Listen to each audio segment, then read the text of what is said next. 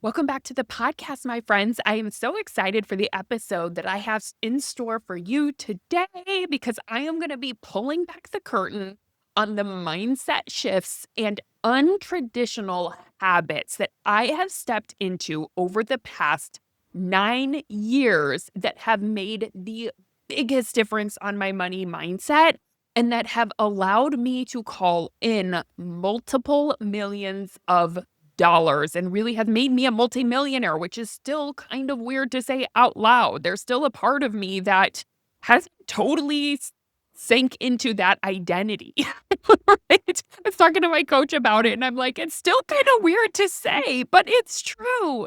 So I'm so excited to talk to you about that. Today, we're going to go through the 10 different things that have made the biggest difference. And it's so wild because if it sounds a little bit different today, it's because I am not in my normal podcasting studio.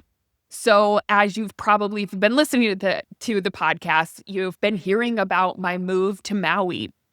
And we are in the middle of it right now. So we are in the process of getting our LA house on the market. And that means we are going to get staging done this Thursday. And that meant that I had to move my office downstairs. They wanted to use what was my office and my podcast studio for a children's bedroom.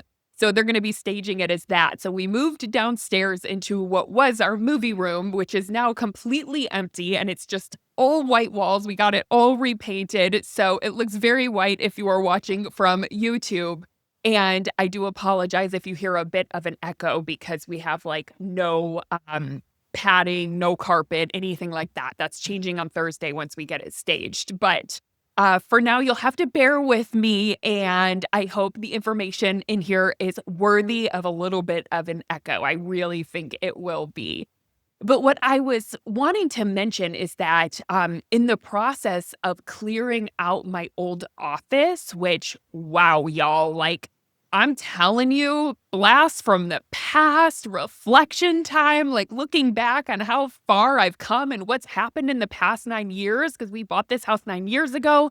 And that upstairs room has been my office ever since. So I was going through all of my old stuff, my journals, workbooks, different things. And I found some old money mindset journals from 9 years ago when I first started diving into this work. And I saw that I had all these little papers from this money book club that I hosted, which I did back in the day. Like whenever I first started this entrepreneurial journey with coaching, I decided I wanted to work on my money mindset. So I hosted a money book club just to hold me accountable. And with that, I saw all these different journaling prompts and this mindset work that I've done throughout the years on it. And wow, it's just amazing to see that that goes so far. That inner work that you do will reflect in the outer. So honestly, anything you want to manifest, like the key is doing the inner work around it. Because wow, if I could go from just 9 years ago having $30,000 in debt, having horrible credit because I didn't want to look at my money. I avoided money and I kept missing payments simply because I was avoidant and my credit score was awful. And I was making like 7,000, maybe, yeah, I think at that time about $7,000 in my business a year. I mean, I had never made up until that point working, even whenever I was working for someone else, I'd never made more than 30K in a year. And to get to the place now where I have created multi-millions of dollars, like multiple millions of dollars, and created a business that has been very abundant and very sustainable and very enjoyable. And it's just amazing to see what that inner work reflects in the outer, right? And so that's what prompted and inspired this episode was I just wanted to talk about the shifts that I've made as I reflected back on all that inner work that I did. And I wanted to talk about the 10 different things that I believe had the biggest difference and allowed me to shift things in such a massive way. Because talk about a before and after, my goodness. And honestly, the truth is, if I can do this, anyone else who has this soul calling to work on your relationship with money, to create more abundance, you can do it too. Like, I just believe that deep in my soul, deep in my knowing that money and making money is a skill that anyone can learn. And that most of us has just learned about it in the wrong ways. We think it takes, doing these crazy budgets and restricting our money and hustling and working lots of hours and working really hard. That's what we tend to associate with money, but that is not what's going to create multi-millions. That'll create some money, but if you want to have a lot of abundance, it's going to be a lot of those internal shifts that makes the biggest difference. That is what's going to create the foundation of a millionaire mind. So without further ado, let's talk about it. Oh, one last thing. If you're watching on YouTube, which by the way, if you didn't know, my podcast is on YouTube. You can come follow me on Money Manifestation in Business on YouTube. We got Millie on my lap. So she's just very confused with all these moving parts of the move. There's no couch anymore in our house. Everything's moved around. There's boxes everywhere. She knows something's going on. So she's been very clingy. And I said, okay, fine, Millie, you can sit on my lap while I'm podcasting. I said, just be quiet. So if you hear her moan a little bit or snore, it's just Millie. Okay. So without further ado, let's talk about these 10 different untraditional habits and mindset hacks that have made me millions. Number 1, I made wealth welcome. And this is something I believe we must do so that we don't sabotage wealth, so that we don't sabotage money. Is we have to associate money with something positive. That's what's going to allow us to have and hold it. Because on a subconscious level, if you believe money is wrong, money is evil, it's for people who are greedy, it's going to make you a bad person, or if you associate it with something heavy that you're not going to be able to handle, you will sabotage success. You will sabotage money, or you will make money and then the minute you get it, you'll let go of it because you're not going to feel comfortable being someone who's wealthy, being someone that can hold it. So for me, I had to do the inner work to associate wealth and big money with something that is positive. And I'll tell you a couple of ways that I did that. Number 1, I started looking for expanders of people who are wealthy, who do really good things in the world, who are not something that I would associate as greedy, right? So I looked for people who are kind, compassionate, spiritual, loving, soul-centered, but also rich. And I saw that both of those things, all of those things can coexist. And I started looking at them as my examples of who I wanted to be. And I started learning that it is not money that makes you who you are, right? It can amplify who you are. But if you're a greedy person without money, you'll probably be a greedy person with money because there's lots of people who don't have money who are greedy, right? Greediness is just a characteristic. It's not money that makes you that way, right? Just like there's kind, compassionate, soulful, generous, loving people without money, and there's that with money. So what I started to do was I started to say, well, if at my core, and I just continue cultivating the compassion, the kindness, the love, the soul-centeredness coming back to myself, and I feel really rooted in that, who can I be with a lot of money? And I saw that I can actually do more good in the world with more money, right? So I started associating it with something that is positive, not something that is negative. And that has been something really powerful that's allowed me to hold more money, to have more money. And it's like the minute I get it, I don't just let it go because I associate it with something that is positive. So I made wealth welcome. And that was one habit, one mindset shift that made all the difference. The second one is I had a clear why. I had a reason that I wanted to cultivate wealth. I had a reason I wanted to work on my money mindset and create money, right? And initially it was because I wanted to step into my power. I wanted to realize that I am a powerful creator and that I don't have to rely on others to create what it is I want to create. And I wanted to see that it is possible for me and that I can do it in my own way. So that was my first why, especially back whenever this was in I think it was 16, yeah, 2016, when my husband and I, well, actually, we were just engaged at that point, but we wanted to move into a new house, which was this one 9 years ago. And we went to get the loan for it, and they denied me. They said, if Jamie's on this loan, you're not going to qualify for it because her credit's really bad. She's not making enough income. Like, it was like all of these things. It was like, well, it's going to be better if just you're on it, Josh. And I remember that moment hit me like a ton of bricks. I mean, I was bawling and I realized this is not who I want to be. This is not what I want for myself. And so I decided I was going to become a creator of money and I was going to learn how to fix this. I was going to get myself into a better financial place. So I had a strong why of why I wanted to do it.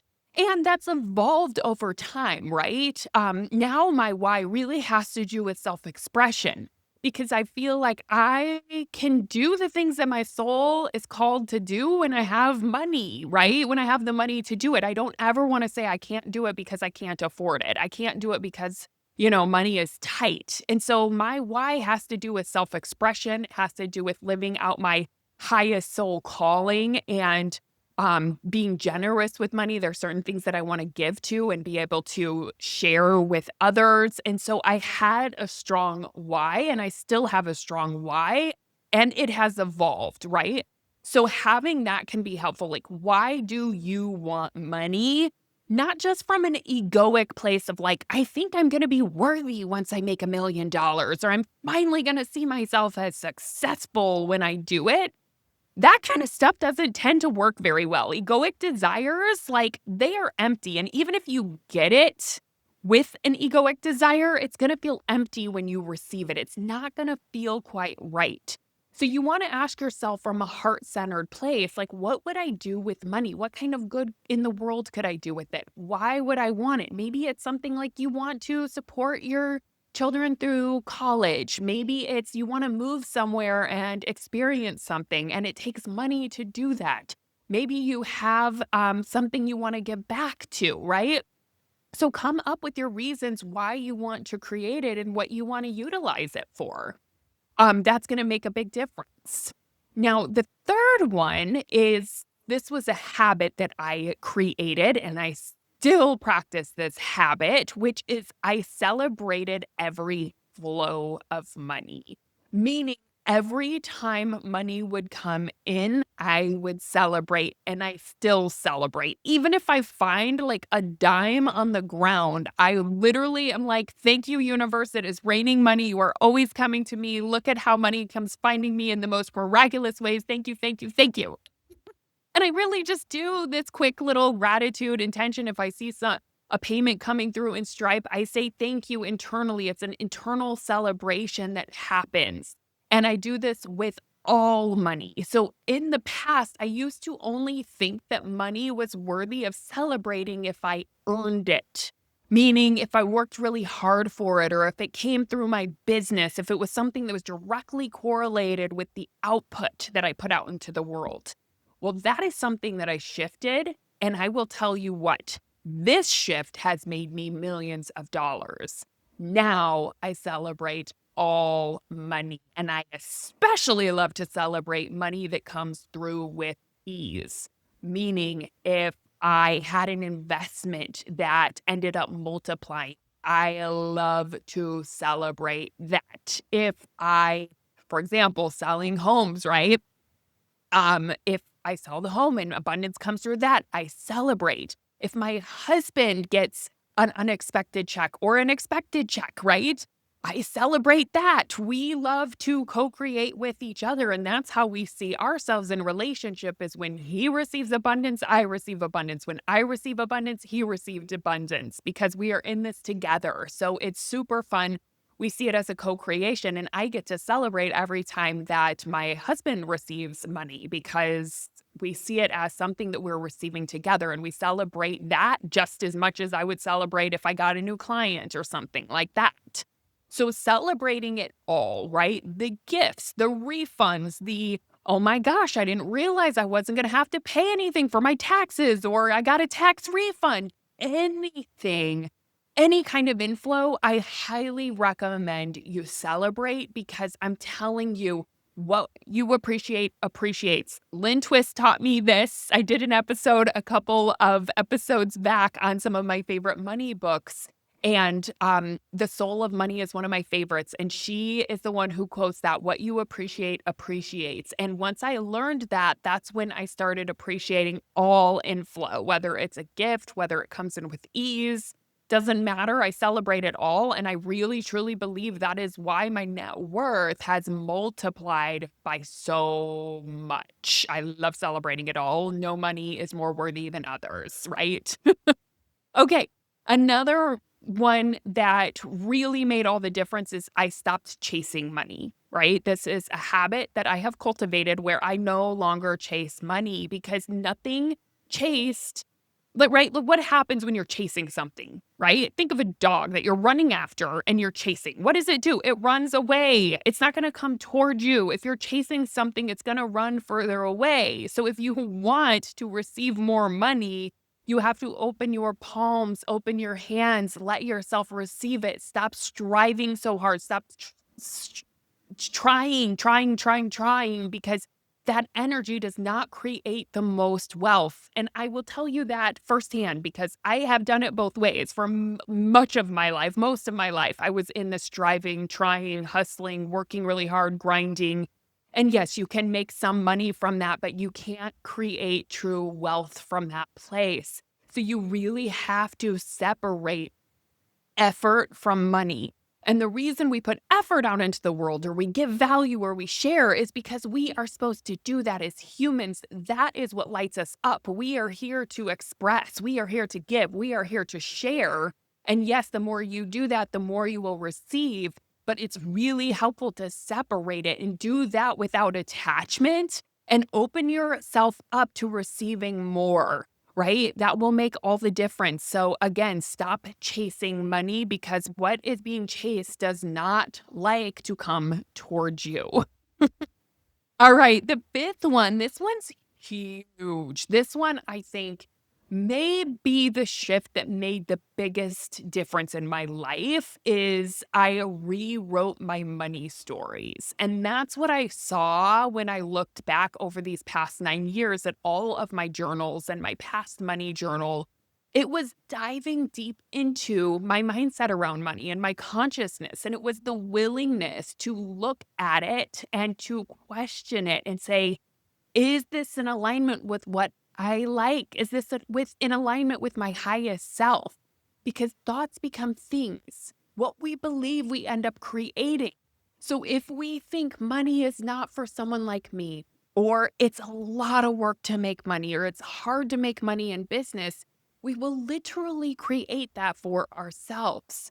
So we have to be willing to look at what is that, like, get in there, look at what's in your mind, in your subconscious, and start to just look at it with curiosity, right? Observe it.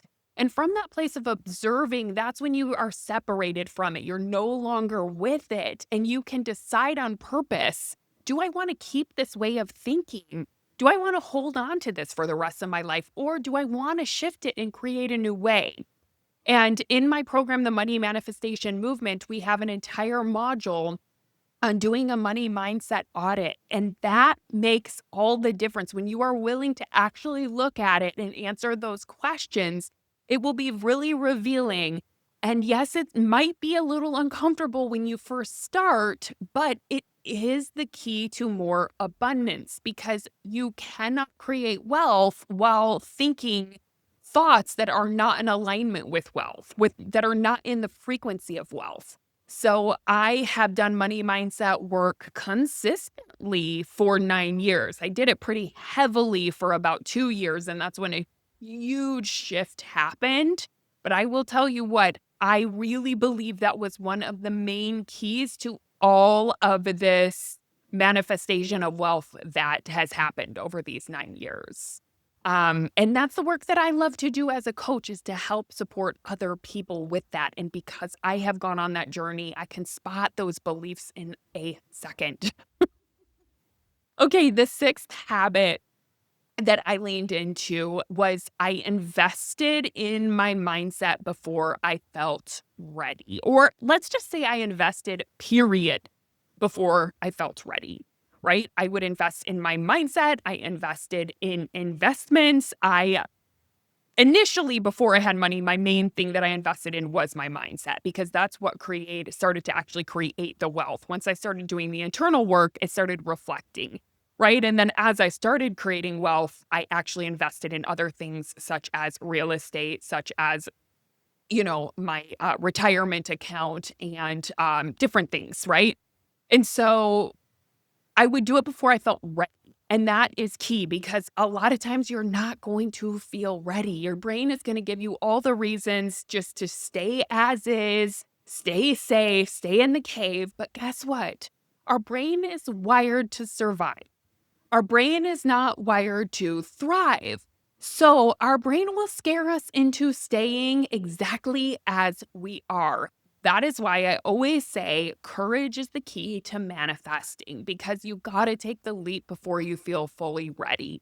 So when I hired my first money coach, I had no money. This was back when I was deep in the debt, deep in scarcity and all of the things, not making money in my business, or not making very much money in my business. And I didn't have the money to pay for it, but I knew it was necessary. So I literally took my car to CarMax, sold my car for $8,000, and I paid for my coach with that cash.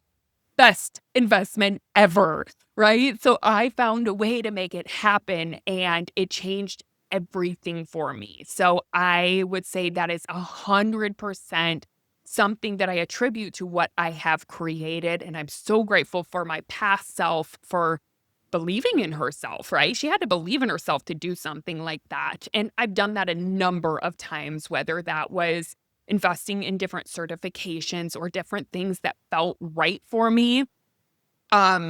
Yeah, the investments have paid off heavily, whether that was a mindset investment or other, financial investments that I made. Okay, number 7, to create wealth, I use 3 bucket method, which is a very intuitive method to building wealth. And I didn't actually even consciously know this is what I was doing, but as I was working with my coach, she was like, "Oh, it sounds like you use this approach with money." And she reflected that with me, and I was like, "Yes, this is actually exactly how I do it." Because I'm not someone who has a strict budget. I do look at my money, right? I don't avoid it. I'm looking at it, I'm conscious of it, but I'm not super strict with it. I don't do anything that is super tedious. But I do intuitively follow the 3 bucket method, which is having a portion of money that is for circulation, meaning it is for spending. Some of our money we are meant to spend. Circulating is a positive thing. We must circulate money to keep the flow going. So I circulate a certain amount of money. I have a certain amount of money, is the second bucket, is an amount that I like to keep, right? Whether you call that savings or keep it in like a high yield savings account, I like to keep a certain portion of my money in a high yield savings account. So that's what I call having, right? That's the other bucket. And as an entrepreneur, I like to keep that in reserves. That way, if I want to take a break, or if I intuitively feel like there's a time where I want to shift or I want to slow things down or whatever, I have a reserve.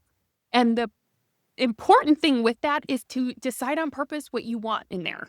I think a lot of people say, I don't have any money. I don't keep money in my, I don't want to call it savings, but high yield savings, or I don't have any money. And the key is to decide that you want it and decide how much you want in there. And then from there, work towards it little by little. And that is exactly what I did. So I have a certain amount of having money, and that's in a high yield savings or money market.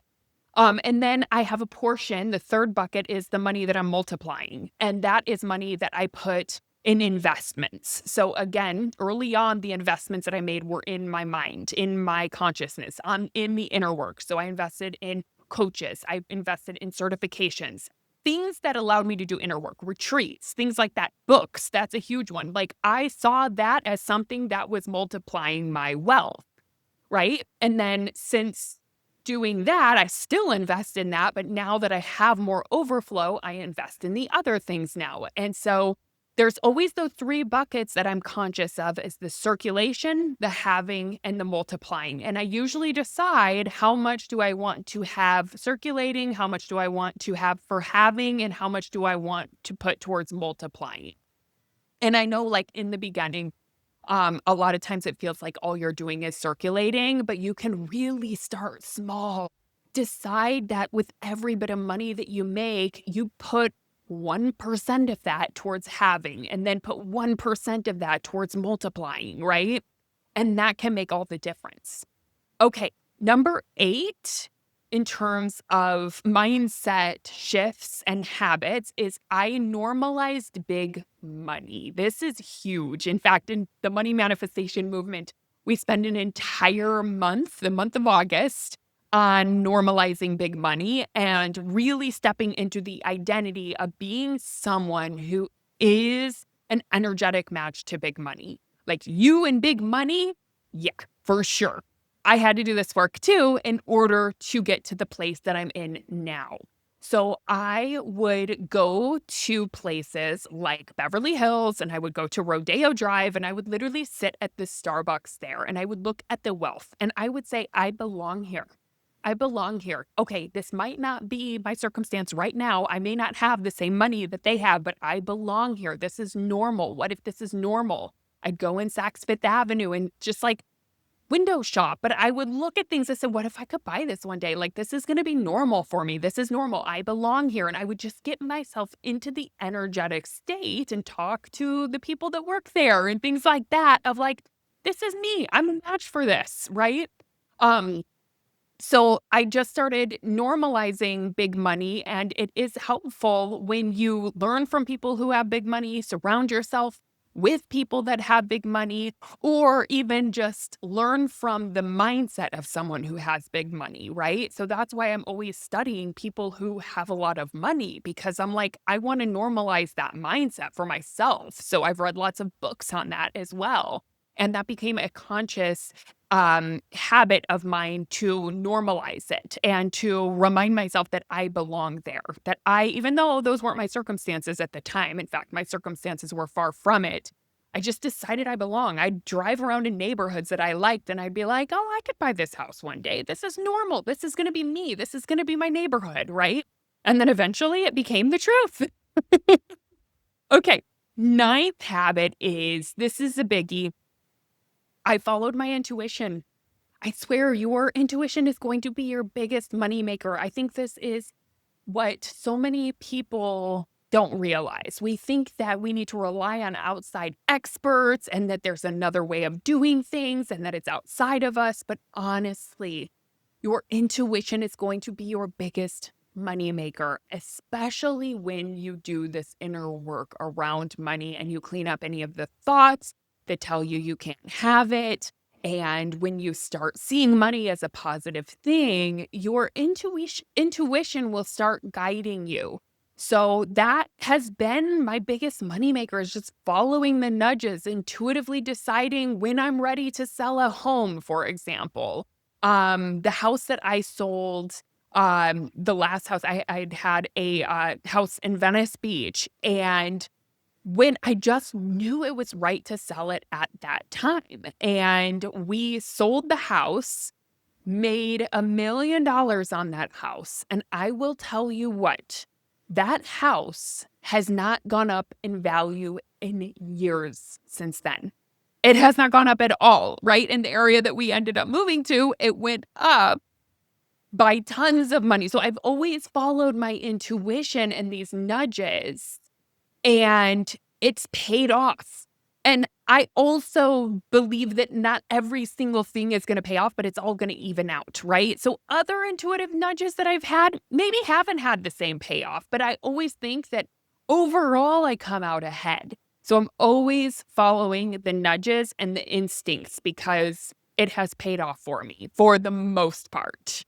All right. The 10th one is I access the quantum field. And I know this sounds woo, but y'all are with me if you're listening to this podcast. But I swear through meditation, mindset work, connecting with the version of me who is wildly abundant, that has made all the difference. It's not always looking at current circumstances to dictate what I believe, to dictate who I am, to dictate who I'm becoming. I started accessing my future self in the quantum field and started getting advice from her. I started seeing that version of me, knowing that was what was happening, and it made all the difference. So, meditation, coming back to yourself, getting grounded in source makes all the difference. So, those are my 10 different mindset hacks and untraditional habits that have allowed me to create multi-millions of dollars. And I'm excited for you to dive into this because I will say it again. Making money is a skill that anyone can learn. It's just probably going to be done in a way that is non-traditional, and by leaning into this inner work first and creating a foundation for the wealthiest version of you.